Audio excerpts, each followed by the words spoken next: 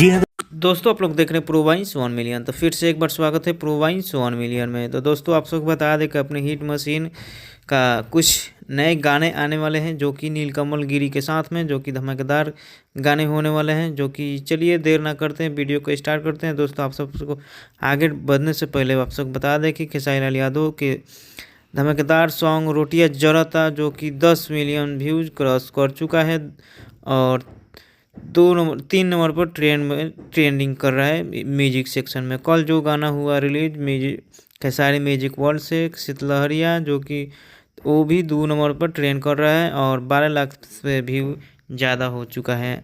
और ट्रेंड के अलावा रक्षा गुप्ता जी का एक और बवाल गाना आने वाला है, जिसका शूटिंग हो चुका है दिल्ली में, जो कि साथ में खेसारी लाल यादव धमाकेदार डांस मूवी का पहला गाना रिलीज होने जा रहा है, जो कि आप सबके बीच में बहुत